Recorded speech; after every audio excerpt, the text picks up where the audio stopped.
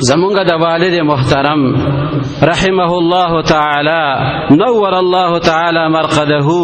دا غي چې هغه ظاهري حاضری په اخیری ځل باندې مدینه منوره ته کېده. تاسو ته ډیرو ملګرو ته هغه منظر یادي چې هغه ډیر زیات کمزوري، لاس او خپو کې حرکت نو، په بدن کې طاقت نو، بل کسبه په ویلچیر کې هغه کېنول، بل بداغې نه بیا هغه کوزول، بالکل په خپل لاسو کې طاقت نه، په خپل خپو کې طاقت نه، بدن انتهایی کمزوري. او هغه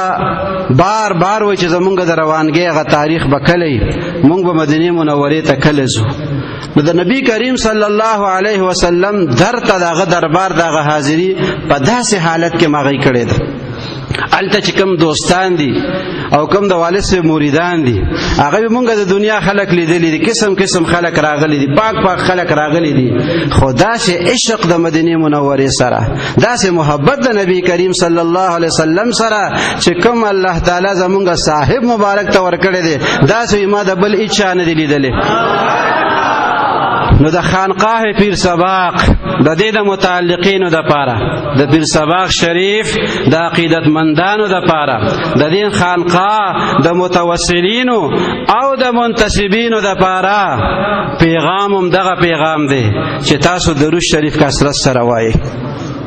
او مدینه منوره د الله تعالی نه غواړي، د خپل مشایخو په نقش قدم باندې تلل د الله تعالی نه غواړي، او د خپل مشایخو دغه نسبت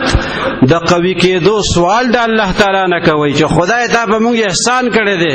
د سلطان الاولیاء رحمت الله تعالی علیه په نسبت کې او په بیعت کې او په طریقت کې او په سلسله کې الله تعالی